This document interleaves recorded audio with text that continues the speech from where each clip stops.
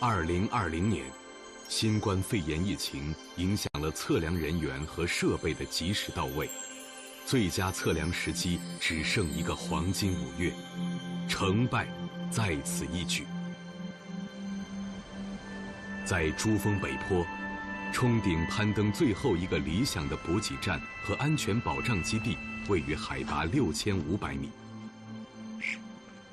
虽然极端恶劣的环境赋予它“魔鬼营地”的称号，但除此之外，别无选择。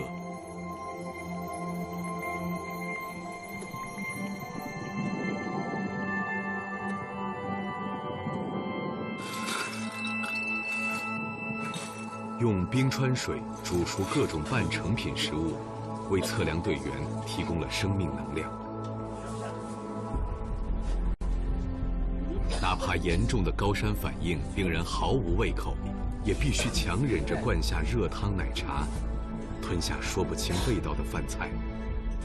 因为再向高处攀登，就只有冰冷的方便食品了。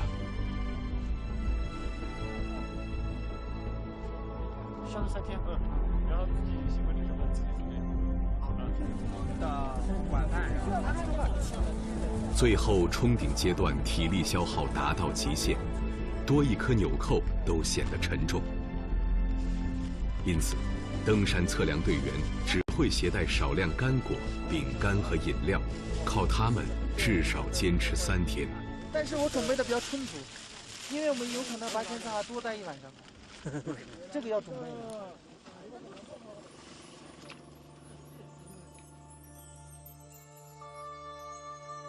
1960年，王富洲、贡布、屈银华3名登山运动员代表中国首次登上珠峰峰顶，开辟了如今登山和科学工作者最为熟悉的北坡传统登山线路。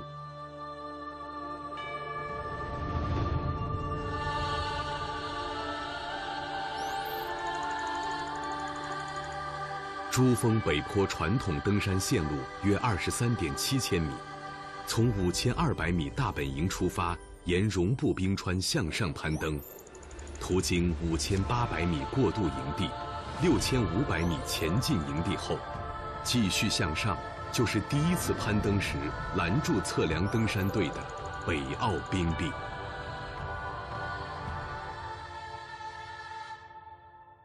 珠峰的整个攀登过程中有3大难关嘛，第一个就是北澳的这个冰壁这一块，平均坡度差不多45度左右，有些地方还要进行横切。它首先是有很多裂缝，另外一个下雪下大了以后，就横截那个地方很容易发生流血。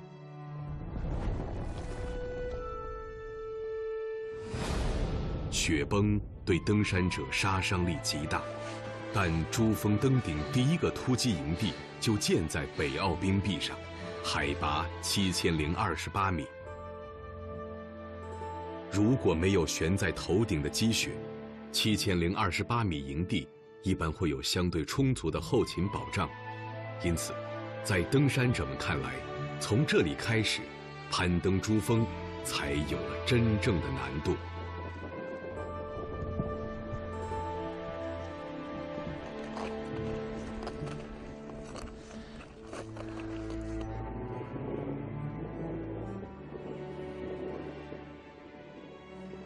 7028到7790这一块是叫大风口，就因为它是在那个风口，并且在一个极上嘛，刮大风的时候它是没有任何躲的地方。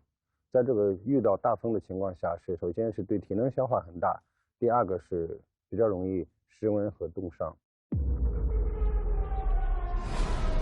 这个风口位于珠峰北壁和张子峰之间，特殊地形导致特殊气流。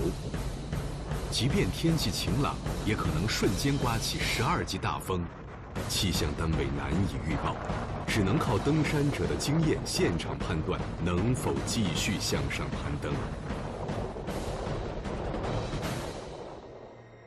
如果能够顺利穿越大风口，登山者会在海拔7790米左右的地方扎营休息1晚，然后继续向上突击。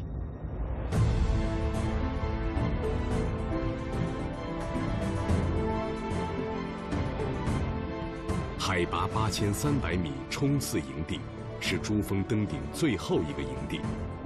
很多登山者抵达这里时，体力已经消耗殆尽。但是，在这个营地，登山者们的休息时间最少。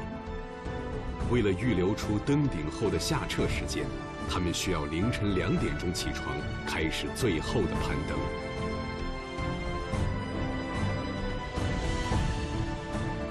从8300米突击完了，有一个是第2台阶，在快到顶峰的时候，还要沿势上第3台阶的一个横切的地方，那个地方相对来说是攀登起来是比较困难。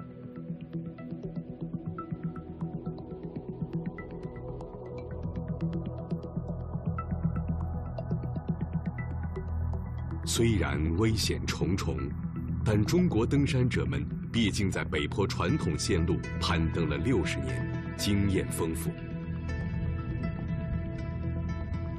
测量登山队事先制定了一个职责分工明确的攀登计划。但是我们登山队来讲的话，它是有建营的，然后我们有指挥组、有后勤组、有修路组、有运输组，然后最后在这些所有的队员里面挑选相对经验比较丰富的、体能比较状态好的、技术相对来说是比较成熟的，最后代表所有的队员、所有的大本营的所有的成员，然后去进行攻顶。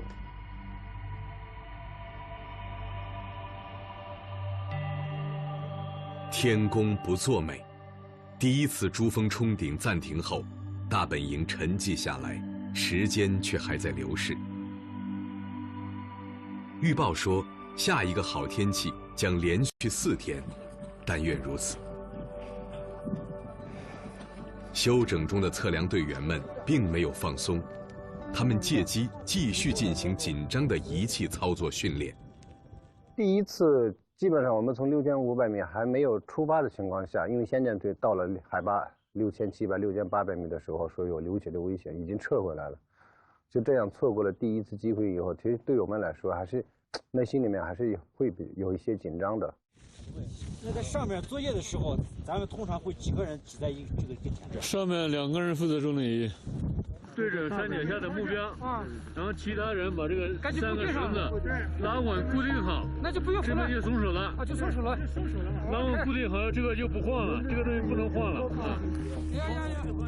测量登山队将要携带掺标、重力仪、雪深雷达和北斗卫星定位仪登上珠峰。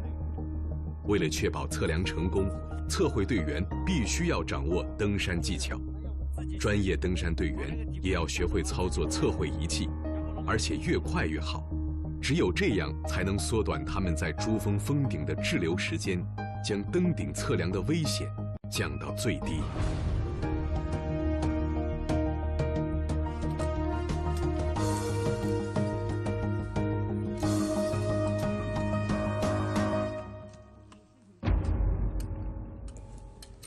37点，我来了。哎呀，我是真的累。这老汉昨天刚到5300，就被拉当壮丁。截止目前，你还是大地队最高的男人。不管是8000还是9000，那岁月不饶人啊。任秀波今年40岁，参加过2005年的珠峰攀登测量活动。这天，他和几名队员一起前往交会测量中的3期测量点。他急切地把自己15年前的经验传授给年轻队员。人就是永动机，你越动，你越有劲儿。老汉终于挑战自我了。这太冷了，所以我进去了。05年的时候呢，我是计划是往那个尖上那个地方去的。最后呢，由于种种原因，只到了8000米。扛着这个05年我曾经扛过的仪器，扛到7790米。哎，存在高反。2005年，任秀波在珠峰7790米营地采集了当时世界上海拔位置最高的重力数值。也就是在那次测量中，他发现重力仪在操作设计上有一个缺陷。原来呢，只是能通过手指这样的，它就是一个轱辘可以搓，只能就是来回推，来回推这样的形式，或者你用手指拧，这样一直在那儿转。现在呢，我们把它等于是做了一个轴，给做了一个就是把它的等于是轴距给放大了，让它实现这样的这个比较快速的调这个侧成。另外一个就是给它加了个摇把，而不需要说是戴着厚手套这样来回搓，也就是说是为了避免给我们队员带来这样的冻伤啊或者这样的这种伤害，便于他们在那个更高的海拔发起